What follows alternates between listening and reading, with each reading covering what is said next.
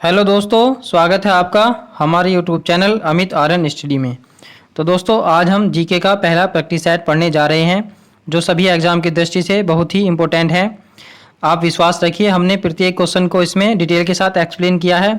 इसमें हर एक क्वेश्चन को डिटेल के साथ एक्सप्लेन करके उसमें और भी एक्स्ट्रा जानकारी देने की कोशिश की है एक ही क्वेश्चन में, यानी कि कह सकते हैं उसकी क्वेश्चन की खोपड़ी में छेद करने की कोशिश की है। दोस्तों चलिए, आज का हमारा पहला क्वेश्चन स्टार्ट करते हैं।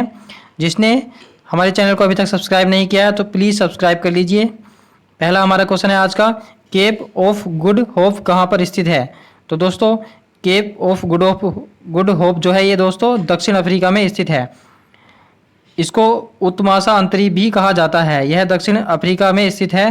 पुर्तगाली यात्री वास्को डी गामा जो भारत आया था ना, वो इसी द्वीप से होकर आया था। तथा कब आया था उत्तर वास्को डी गामा भारत में? 1498 ईस्वी में आया था। क्वेश्चन नंबर 2 है, हैदराबाद का अंतिम निजाम या शासक कौन था? तो हैदराबाद के शासक होते थे, उनको निजाम कहा जाता था ना। तो इसका राइट आंसर है दोस्तों मीर उस्मान अली खान। यह हैदराबाद का 7वां और अंतिम निजाम था। कब से कब तक? 1911 से 1948 ईस्वी तक था। भारतीय सेना ने ऑपरेशन पोलो के तहत हैदराबाद को भारतीय संघ में मिलाया था, यानी कि वो अपने आप को अलग राज्य मानना, देश घोषित करना चाहता था। नेक्स्ट क्वेश्चन, भारत में पहली ब्रिटिश प्रेसिडेंसी की स्थापना कहाँ की गई? तो दोस्तों इसका राइट आंसर है सूरत। सूरत में भारत में जो है जहांगीर के शासनकाल में सन 1613 ईस्वी में अंग्रेजों को सूरत में स्थायी कारखाना स्थापित करने की अनुमति दे दी थी। जबकि कैप्टन हॉकिंस जो है वह अकबर के समय में आए थे, लेकिन उनको बाद में उनकी अनुमति को निरस्त कर दिया गया था। बाद में जो है जहांगीर के शासनकाल में उनको अनुमति मिली। नेक्स्ट क्वेश्चन, भारत की स्वतंत्रता से पहले सबसे बड़ा सामंती राज्य कौन सा था? तो इसका राइट आंसर है हैदराबाद। हैदराबाद में ही अंग्रेजों के सबसे ज़्यादा सामंत पाए जाते थे। नेक्स्ट क्वेश्चन, तृतीय मैसूर युद्ध कब से कब तक लड़ा गया था? तो इसका राइट आंसर है दोस्तों ऑप्शन नंबर 1, तृतीय मैसूर युद्ध। आंग्ल मैसूर युद्ध जो है 1790 से 1792 के मध्य मैसूर के शासक जो थे टीपू सुल्तान और अंग्रेजों के मध्य लड़ा गया था। इसमें अंग्रेजों का नेतृत्व जो किसने किया था? लॉर्ड कॉर्नवालिस ने किया था। इसमें टीपू सुल्तान की हार हुई थी तथा 1792 में श्रीरंगपट्टनम की संधि करनी पड़ी। तो ये एक बात इसमें इंपॉर्टेंट है, आप ध्यान से देखना। इसका राइट आंसर हो गया ऑप्शन नंबर 1।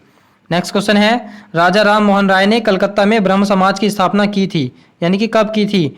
तो इसका राइट आंसर है दोस्तों 1828 ईस्वी में राजा राम मोहन राय ने ब्रह्म समाज की स्थापना की।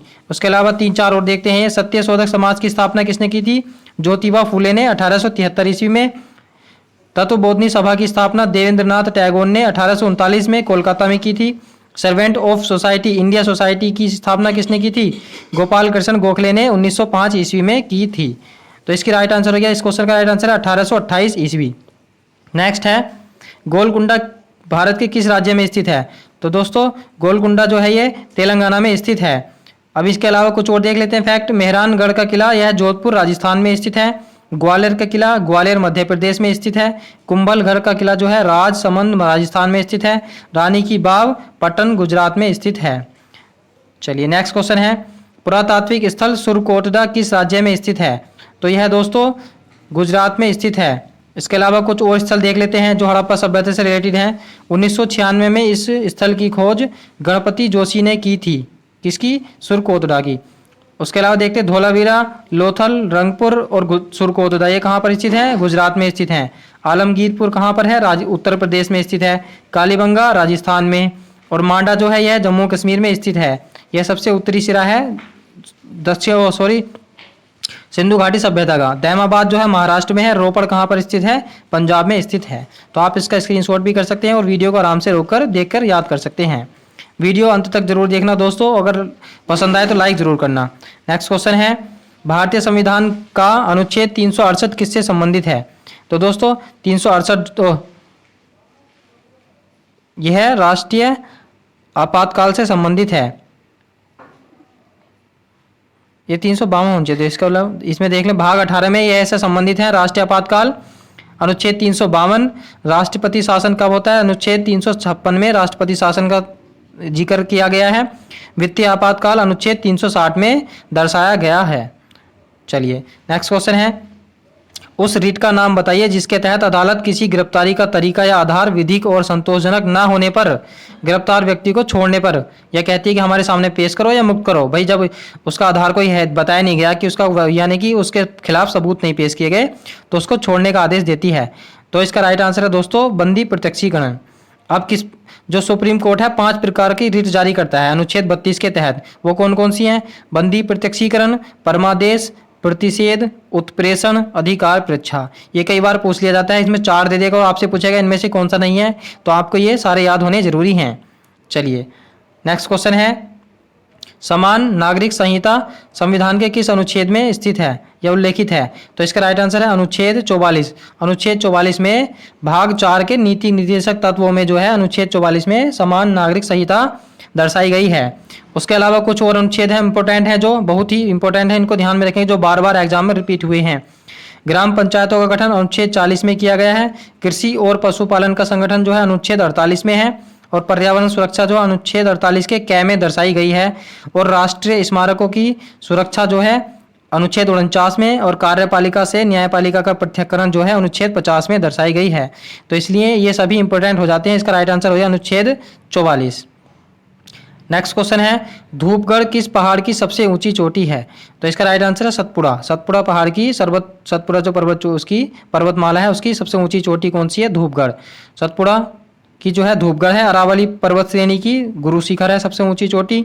और नीलगिरी पर्वत श्रेणी है उसकी जो सबसे ऊंची चोटी है दोदा बेटा है। और विंध्य जो श्रेणी है उसकी सबसे ऊंची चोटी है अमरकंटक है।